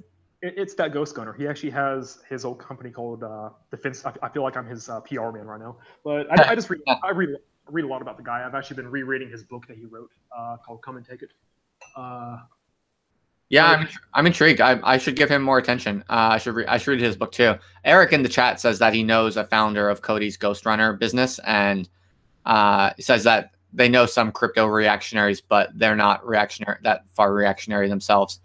But yeah, you're right though, Hocus, that like if you're anything other than like just like mainstream like milquetoast progressive, then you're called a reactionary. So if he wants to do like open source guns, like yeah, he'd probably just get called a reactionary. Yeah. Fascinating. Because the NRA are Nazis, of course. Yeah. Right. Well, I'm intrigued by like Cody Wilson's public image as I'm like looking through his Google image results. Google image is actually a great way to do research on people for me. It's really quick and easy, and you can judge a book by its cover very quickly. It's very low reliability, but I find it fun. Like if we compare Cody Wilson here to Ocasio-Cortez, what do we think? What do we think? I think Ocasio-Cortez has a more promising future in American politics than Cody Wilson. But anyway. Yeah, I think she's a lot more interested in going through the legal channels. I think it's the definitely. Well, I don't know anything about her background or politics or whatever. Last year, she was a bartender. Oh, really? So she is Yeah. she like she's like legit like from the streets, kind of like total startup, autonomous, grassroots kind of person. Yeah, as I understand it, I mean, I haven't known her for more than 36 hours, but from what I read, she's a Puerto Rican New York City girl who I think she's a member of the DSA, and she decided to Yeah. run, and she just beat the guy who was going to replace Nancy Pelosi, which is holy shit. That's pretty interesting. Yeah, definitely. Well, I mean, from this research I've been doing on this page, I mean, one thing I can say about her is, I mean, like, let's get hang on. Let me find a better one. I think she's definitely really freaking intelligent and articulate. What do you think I was going to say, you sickos, you perverts? You all should be ashamed of yourselves. I know exactly what you think I was going to say, and you should be absolutely ashamed. I'm not a sexist. I don't objectify women. I would never ever have, you know, any types of sinful thoughts about a progressive politician. She's here to serve the people, not to serve my you know uh, physical judgments. I would never ever think about that. Anyway, yeah. So, dude, this has been an interesting romp through like some very interesting and strange spaces, from agricultural biotech to cryptocurrencies to open source 3D gun printing. Let me bring myself back here now. Stop. Yeah. Yeah. So I feel like that was fascinating and covered a lot of ground. And I don't want to overtax you. I mean, if you're having fun and you want to keep revving your engines and just talk about more stuff, you're my guest, man. You go for it. But I mean, we covered a lot of ground. So if you're, if you've had fun and want to take it easy now, you're free to dip out at any time from here, I would say. Well, I guess it's up to the audience if they're sick of me. I'm having a good time. Awesome. Uh, Yeah. No. No.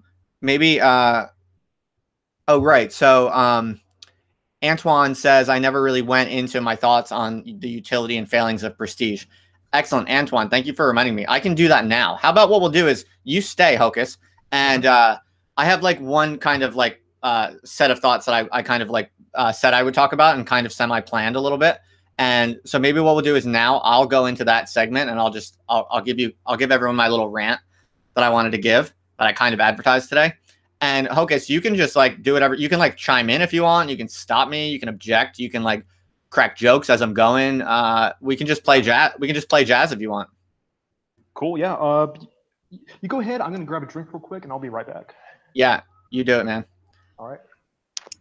When Hocus comes back, I'll have him entertain you for a minute while I also go get a drink. That was pretty cool. I hope you guys found that interesting. I think it's a really good example of like how totally random people can be really pretty interesting and have a lot to offer you if you just have an open mind. Antoine, I'm going to do my rant now. So thank you for asking. And yeah, I hope you all found that interesting. I found that interesting. I learned about a few things I never knew about. So for instance, like I never even heard the name Timothy May, or I never remembered if I did hear it. That was interesting. Yeah, I'll be digesting that for a little bit. I also liked his idea about a censorship proof platform. I mean, I think that's totally going to happen sooner or later, whether he does it or someone else does it, who knows? But that seems like an absolutely inevitable, application to arise downstream of all these blockchain developments. So yeah, that was cool. I think, in fact, in this little rant that I want to give, I'm going to talk a little bit about precisely this sort of stuff. Like when you talk with random people on the internet, it is a gamble. It is a risk. Like you maybe are going to get someone who doesn't have anything interesting to say. Maybe they just want to ramble and they're totally stupid and blowhards who are just going to waste your time. That is definitely always a risk when you lower your kind of like prestige filter and you just have an open mind to talking with anyone. But on the other hand, if you're willing to take your licks and have some kind of duds, which I'm not saying Hocus was not. That was a totally interesting and I would say a positive hit in terms of my philosophy of like opening my mind to random people more. I'd say it's a good example of that. But even still, like you're gonna get some people who are kind of like lame or whatever, don't have that much to offer. But even still, who cares? Like it's not that you can make up for that with volume, really. That's gonna be. Oh, are you back? I'm back now. Yeah. So I was just kind of giving the elevator pitch of what I was going to say. But now that you're here, you can hold the mic for me while I go get a beer real quick, and then we'll go into the next segment. But LDS has a question. Maybe you can respond to it. LDS says there's something scary about every technology. What's scary about agrotech or biotech? That's a good question. Hocus, what do you find like most alarming or threatening about everything you know about the frontiers of agrotech? And I'll be right back. Sure. Yeah, I mean, gosh, just as I don't know if you're here at the beginning of the stream or near the beginning when I joined, you're talking about how with transgenic technology you are able to remove deathly allergens from peanuts. And so if you have someone who has a allergic reaction to peanuts, suddenly they're able to eat them. And you can save lives that way. Well, yeah, it goes both ways. As you can take out a poison, you can also put a poison in. So, theoretically, if we get to the point where gene manipulation can become a home kit kind of operation, I don't know how soon we'll get there, but if we do get to that point, it could be very troubling if someone went and decided that they're going to put some kind of deadly neurotoxin in your oatmeal. That could be an issue. Yeah, bedroom bioweapons, just like making a gun in your garage, man. You never know. It's like you always talk about the industrial revolution. That everyone says that the internet's going to revolutionize the way we do things, but revolutions are bloody, and you're going to have a revolution with your industrial revolution. And I think we're just getting into that point where people are starting to realize that things won't always go to this one happy utopian dream. That things will go in a million different directions, and yeah, it's pretty fun to watch. It's a little terrifying, a little exciting. I guess it depends on where you fall and how much control you want to have. What was the like 2-sentence version of your answer? I'm curious. Yeah. Well, I was just saying how just as you can take allergens out of a peanut, you could also put some kind of neurotoxin in your oatmeal, and you could kill millions. So yeah, I mean, right. I was saying if you get to a point one day where gene manipulation becomes like a home kit kind of thing, where it's that mundane, that easy to do. I don't think it will, but if it gets to that point, yeah, you could very easily do harm with this technology rather than do good. Right. So it's like all technology is agnostic. Just like a gun. I mean, a gun can defend, it can destroy families, it can do whatever. It can. So anything like that. Oh yeah, Albert. So you're talking about Kaczynski. I think that came up also earlier in the text. Someone mentioned something about Kaczynski. I don't really have strong thoughts about Kaczynski. Do you? I find him fascinating. I wouldn't say I'm either for or against Ted.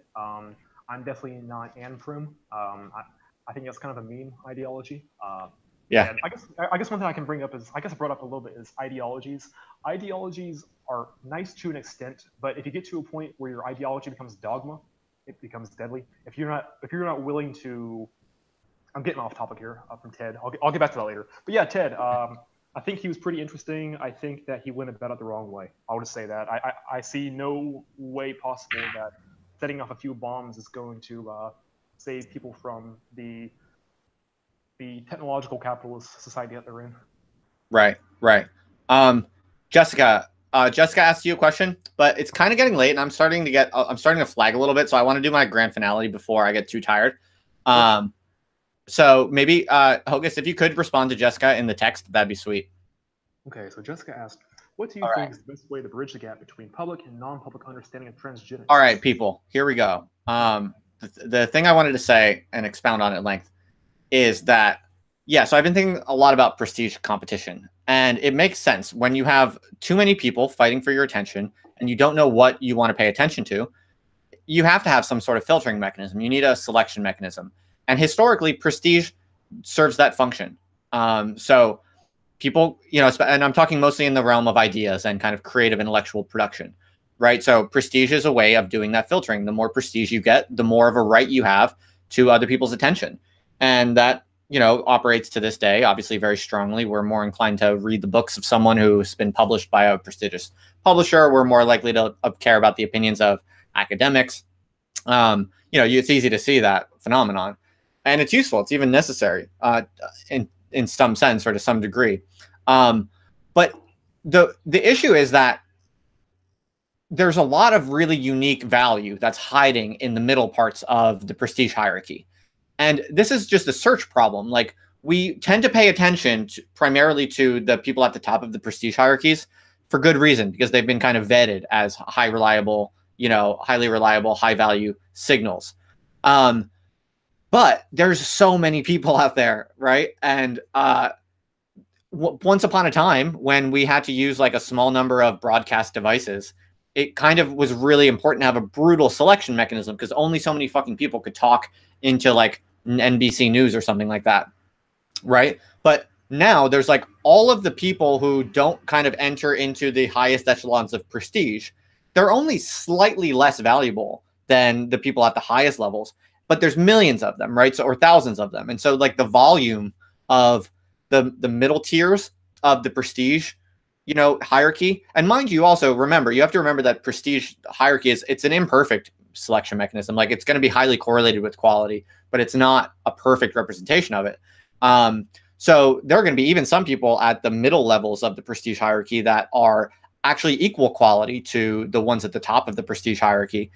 Just they didn't get there because of luck and because of error in the prestige model, or whatever, the social model, if you will. So there's all of this really unique value hiding in the large numbers of people in the middle parts of the prestige hierarchy. And basically, I mean, my insight is not too sophisticated, but I basically want to kind of expand on the relatively simple insight, which is that we now have all of these technologies which basically allow us to mine these middle parts of the prestige hierarchy. But if you think that's obvious, like, yeah, of course, we all have the internet. We can all like find, whatever we're interested in, and we don't all have to be beholden to the mainstream prestige hierarchy. Like, if you think that's obvious, it's far from obvious, because the reality is, I see this all the time when I meet people on the internet and talk with people on the internet. Even people who are like completely outside of the prestige hierarchy, like, they have no chance of ever being like famous as like, or validated as like Steven Pinker or something like that. Like, random people on Twitter, intellectuals on Twitter or whatever, people who like write and fancy themselves like real smart intellectual producers on Twitter. Even them, like a surprising number of these people on the internet are actually themselves like completely bought into this like prestige competition mechanism. It was hilarious the other night when I was talking to Mike, and he was telling me about this guy named Logo Dedulus, and he suggested that I talk to Logo Dedulus. I've never heard of him. I like looked him up, and it seemed interesting. I didn't look that deeply. I was like, okay, I'll talk with this guy. Looks interesting, whatever. So I shot him a message on Mike's recommendation, and the guy was like being a bit of a dick. I mean, I think we worked it out, and we're friendly or whatever. We're fine. We smoothed it out in the DMs. But the dude was saying he didn't think he wanted to talk with me because of my like Twitter like following to followers ratio was not impressive enough for him. And it's just like, are you serious? I'm not offended at all. I find it hilarious because I'm like a academic. I'm a professor. I have a PhD. I'm not like saying I'm smart or cool or anything like because of that. I'm just saying, if there's any status difference here, like, it's no offense, dude, but I'm like above you. But I'm the one who's like, I don't care about that. I genuinely am trying to find value wherever it's hiding. And so that's why I'm happy to talk with anyone who seems like they have an interesting project and they have something to share. I'm totally happy to just have fun and figure out what kinds of ideas we can come up with together. And so it was a very illuminating experience, because I actually see this in many ways, in many different people that I interact with on the internet. My point here, I bring this up as an example of how like even normal people have deeply internalized kind of like prestige competition models in their mind, and that's how they're operating, and that's how they're judging themselves, and that's how they're comparing themselves to others, and that's how they're deciding who they do or do not give their attention to. And it's so perverse, not because it's like hurtful or I'm offended, but it's because people are really selling themselves short by denying themselves access to like all of the brilliance and value that is immediately around them. Like, people just need to learn to find value where it's really hiding. And so that's like what I wanted to kind of expand on. And so like, I have a few more, I think, sort of extensions of that. Basically, the issue is that in this large store of value and brilliance that's hiding in like the middle parts of the prestige hierarchy, like people who are not famous, in other words, but maybe just have an undergraduate degree, or maybe, just have a blog or whatever their kind of like, contribution or proof of achievement might be, whatever it might be. The thing is that it's massive, right? So it's a search problem. It's a really noisy, it's very costly to find the gems of value. But it's not impossibly costly. It's not prohibitively costly. It just takes a little bit creativity and ingenuity. And one of my main hypotheses actually is that one of the best ways to deal with it is to use volume and quantity to compensate for the search difficulty, right? So what I mean by that is, to use myself as an example, like if I'm going to have Google Hangouts with totally random people on the internet, it's an inevitable fact that some of those people are going to be lame, just not that interesting or whatever. And that's fine. I'm not judging people. By the way, Hocus, as I said when you were away, I do not count you in that group. You taught me many things, and this was totally a success. And by the way, a good example of how like searching lower in the prestige hierarchy is like totally worth it. But there will be people that are dumb and that maybe have nothing to offer, or maybe just like yanking my chain or whatever, or just like hearing themselves talk. But that's inevitable, but that's fine. But here's the thing. If I do this every night, for instance, or if I do this 3 or 4 times a week, well, then even with the losses, even with the false hits, the errors, the people who are kind of lame, it's still, over time, I'm going to have more intellectual value accumulated than like the fucking Tonight Show with Charlie Rose or whatever the fuck it is, who like, can only do so much. His like volume constraints are much lower, like once a month talk show or something like that. That's skimming from the absolute top of the prestige hierarchy. They can only do so much. But if I did a show like this every single night with a random person every time, maybe in 365 days, maybe 5 of those people will be like high level geniuses who are totally hiding and who no one ever would have heard from if it wasn't for me using this like high volume approach. So another interesting thing to note, though, is that in a strange way, the internet economics actually kind of jives quite well with this, because, what YouTube wants, what all, social media platforms want, is they want attention, right? They want watch time. So like the game of YouTube is, getting as many people as possible to watch you for as long as possible. Like that's the economic game. That's like the model for YouTube. That's what they want to maximize. And so that actually jives quite nicely with what I'm saying about using volume and quantity to kind of compensate for the search inefficiencies in the middle part of the prestige hierarchy. But it seems to me like this is a vast open vista that is not being explored at all, or of course it's being explored by many people, and it's part of the ongoing culture right now. It's a major feature of cultural dynamics. So I'm not saying like I'm inventing this or something at all. No, not at all. But what I am saying is that it's being way underexploited by people who have, like, let's say, lower footholds in the prestige hierarchy. In other words, like people like me, like I'm an academic professor. I'm not ever going to be like a Steven Pinker. I know that about myself. I'm not like a super genius. My IQ is not like, above 140. So I'm not going to be a Steven Pinker. That's not going to be my path to making the biggest impact that I can as an intellectual. And I'm cool with that. I understand that. But most people like me are wasting most of their time trying to act like Steven Pinker. They're trying to be like, they're trying to climb a ladder that they're probably not going to get to the top of. Whereas what they could be doing is looking laterally in the prestige hierarchy and also looking down in the prestige hierarchy. And I don't mean that in a snobbish way. I don't mean that like looked at like, be egalitarian and open your mic to people who are, beneath you. I'm not saying that at all. Prestige is just a informal, somewhat correlated index of quality. But there's, as I said before, there's lots of error. It's just a social stamp. It's a social machine who gets the prestige stamp and not. I'm being completely normatively agnostic about, whether a prestige stamp makes someone like, really good or not. It doesn't make them good. It can be an accurate or a sometimes erroneous signal. So with that qualification that, this above or below, when I use that language, I'm not talking about actual value judgments of who's smarter or not, or who's better or not. I'm just talking about the fact that there is a prestige hierarchy and that it operates and that it's a social machine, whether we like it or not. One second. Yeah. So my rant basically is to say that I think there's so much thinking to be done about kind of the economics and the politics and the how to optimize the exploration and creative experimental sleuthing through the the middle parts of the prestige hierarchy, what I've been calling the middle parts of the prestige hierarchy, because I think that's where, like, if there's going to be a major intellectual kind of renaissance or revolutionary kind of like breakthrough built on like the Web 3.0 or the next stage, whatever the next stage might be of the kind of technological frontier, whether that means blockchain or that means whatever. All I'm getting at is like, if there's whatever the next breakthrough is going to be in terms of a major rupture or advancement in the quality of intellectual life and creative communal life on, through the web, through cyberspace, it's going to be by, I think, people who are willing to basically bite the bullet of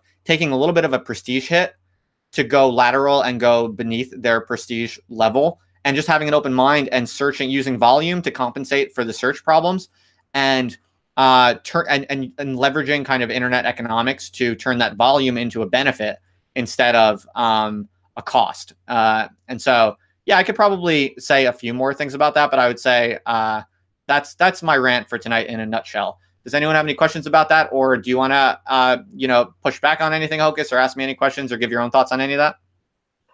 Well, that's a lot to respond to. Yeah. But yeah, I share your mindset in that. I believe, we come from very different backgrounds and different ideological mindsets, and that's fine. I think it's great that we come together. I've always been interested in, especially associating and meeting with people who are far different from myself. I find that when you bounce ideas with people who are completely different, you can avoid an echo chamber and actually get things done. Yeah, we've built this, we built a system where you have classes of people. You have classes of people who do certain things. And if you like here we are, we're talking about all these different ideas. I'm a, ag scientist, farm scientist. Here we are talking about cryptocurrencies and finance and everything else. It's like, if you are willing to, listen to people who you wouldn't normally on an idea, you might learn something. And just to bring up, like, you never know. There was one day I was shitposting on the business board on 4chan, and while I was there, someone made a thread. Maybe it was on 8chan. Yeah, it was on 8chan. Someone made a thread about a Pepe the Frog cryptocurrency. I'm like, what the hell is this? So they left a link to a Telegram chat room. I went on there and I said, where the hell am I? And they got me in. I started talking with these guys. We made a little bit of money together. It was surprising how much money we made with the shitcoin. And I got talking with these guys, got to know them, found out they only lived like an hour and a half from me. We met up, we hit it off, we became good buds. We actually started to work on things together. And yeah, we were making some good money on crypto. We still keep in touch. We work on product. So I'm kind of ranting or rambling right now, but yeah, you never know when you might go on some dingy internet meme board and actually find some pretty cool people that you can actually flourish with. You never know. Exactly. Well, you never know either way, like upward in the status hierarchy or downward. But I actually think you have a higher expected value by investing your efforts at your equals, like people who are kind of at the same stage as you in whatever like pursuit of competitive like status or whatever, and even downward. Because if you've basically achieved anything, then there's going to be like a large number of people kind of like beneath you who are more than happy to talk with you because you have more status than them. So there's like this massive stockpile of potential value. So yeah, I guess everyone kind of knows, like, the cliche version of it would be to like keep an open mind and you never know where useful things are going to come from.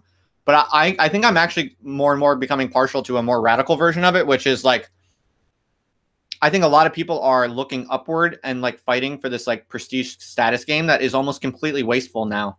And I feel like overwhelmingly, almost all of the value is hiding in like the masses. And that sounds like so kind of like, moralistic, egalitarian, like I'm trying to be like some like folk leader or something like that. Not at all.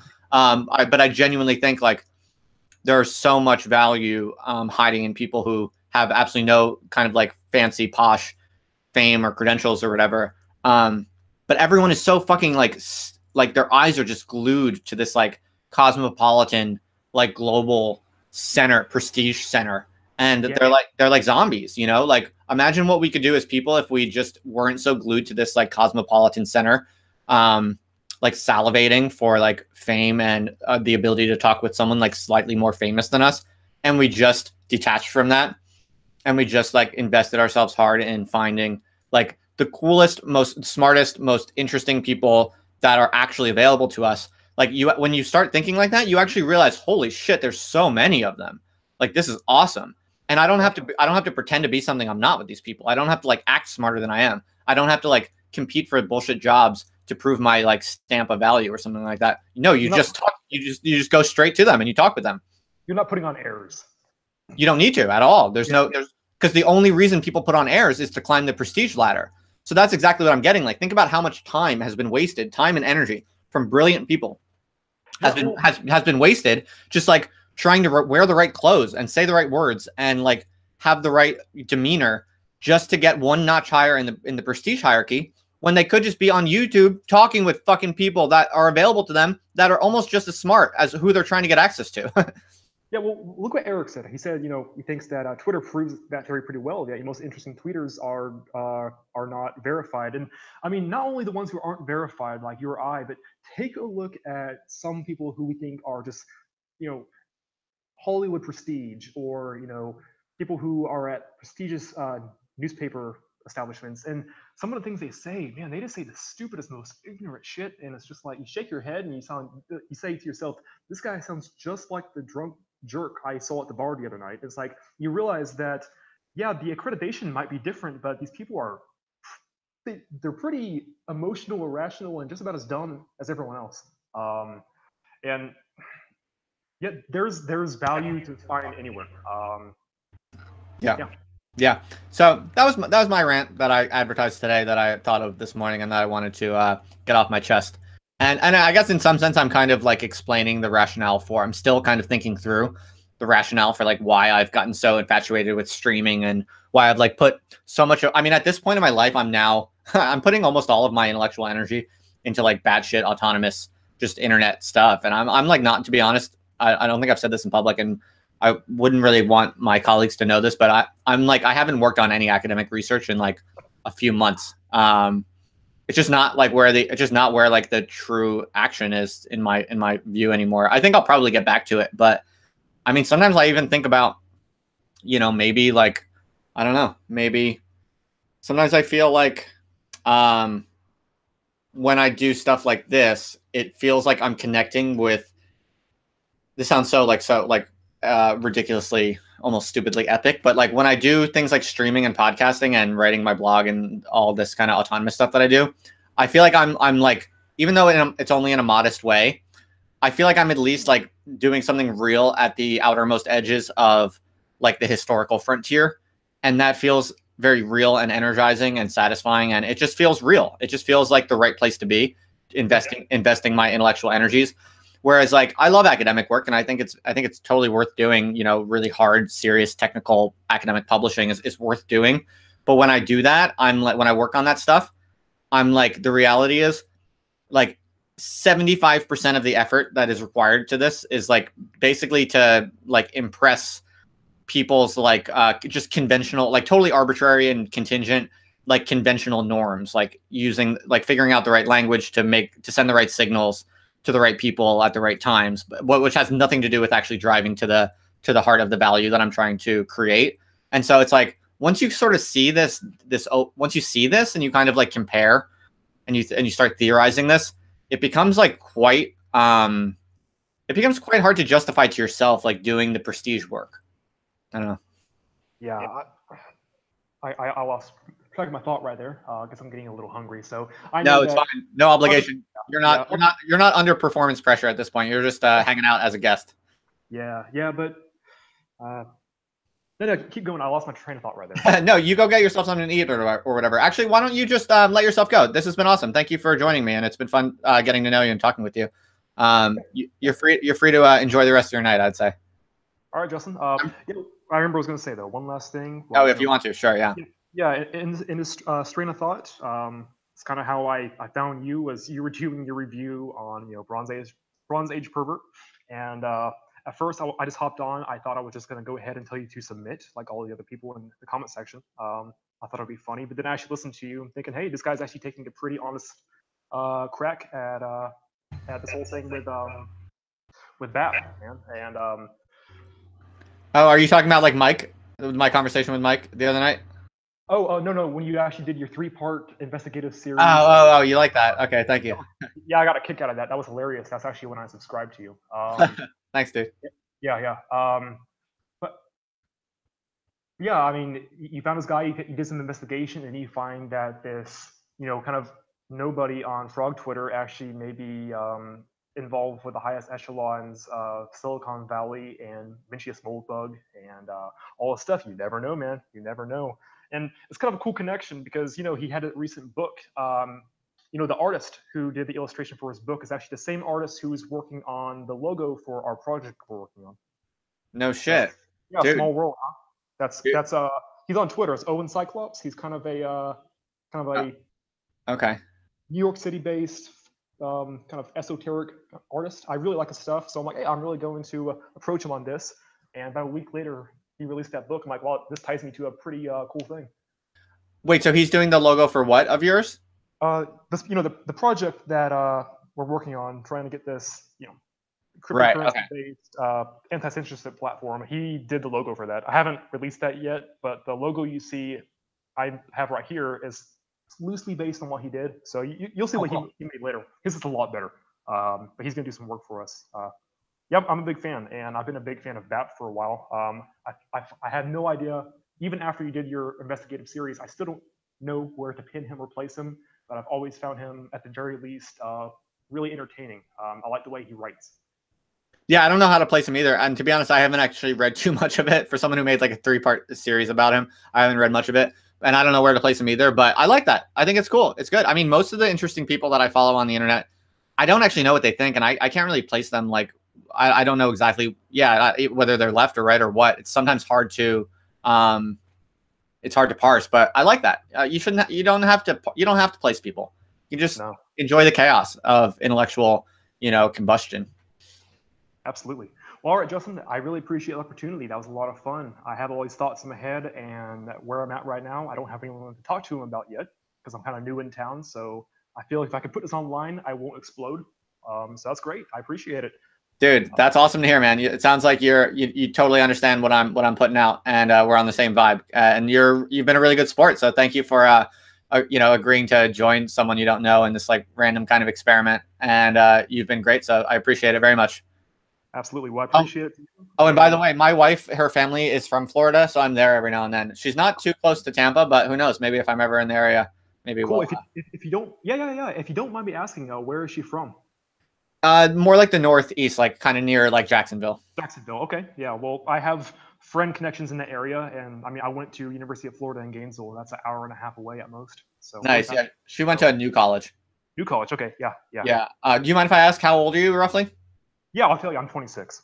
Okay, cool. So yeah, we're both like young adult males. Mm-hmm. So yeah, if I'm in Florida, man, I'll let you know. You seem like a cool dude. Yeah. Keep in touch. I'll talk to you on Twitter. Will do, man. All right, thanks again, and take it easy. All right. You can just. I was gonna say thanks to the audience. It's been fun. Oh yeah, cool. Glad you enjoyed. See you, dude. All right, y'all. See ya. All right, people. It's just me now. You're still with me. Thank you. I'm impressed by most of you are, you have quite a lot of patience. There have been about 20 people in this the whole time, which, maybe some of the more famous YouTubers would say is rather puny audience size. But for me, man, like I said, it's more than the people who, on average, come to my lectures. So it's cool with me. And I appreciate you being here. This has been fun. Kristen K has some questions from PhDs, disillusioned with the system, underpaid and underappreciated, all working to put forth publications. Kristen, I have lots of thoughts about that, and I would love to share them. I could talk to you for an hour about that. I have so much bent up frustration and observation and evaluation of academic nonsense. But after 2 hours, we've done 2 hours now, and I'm pretty fried. But what I'm going to do is I'm going to put your question in my notes, and I'm going to I think I can promise to include it at some point in a future stream. So just check back in one of the next ones. Yeah, thanks for the question. Thank you, everyone, for hanging out with me. I think it's 11 o'clock here now. Done officially 2 hours, and I am fucking pooped. So I need to chill. I need to relax. And so let's call it a night. But listen, I think I'm going to commit to doing this like semi-regularly. All right. So Adam, I'll answer that. I'll try to address that later, or I'll think about it later. I'm cutting everyone off at this point. Sorry, I'm just too tired. But bring it up in another stream in the future, and we'll talk about it for sure. Yeah, so thanks again, and please do. I'm going to do this regularly, I think. So if you found this fun, definitely just stay posted. I'll probably eventually try to maybe come up with like a consistent schedule. Like maybe I'll do it every Tuesday and Thursday night at some time or something like that. I'll have to figure out a time that works for you all and works for me. Probably for the next week or so, maybe I'll kind of do it irregular times, but I put out tweets like beforehand, letting people know, something like around like 24 hours notice about when the next stream will be. So probably the best way for you to find out is just to check my Twitter, periodically. And I'll try to do this semi-regularly, like at least once or twice a week. I think I can commit to that for sure. And yeah, so join me again. You all seem like a cool and interesting crowd. So thanks again. Enjoy your weekend. I hope this was a good Friday evening for you. It was for me. So until next time, I wish you the best and wish me luck in confession tomorrow. That will be a very interesting experience. Thanks, everyone. See you later.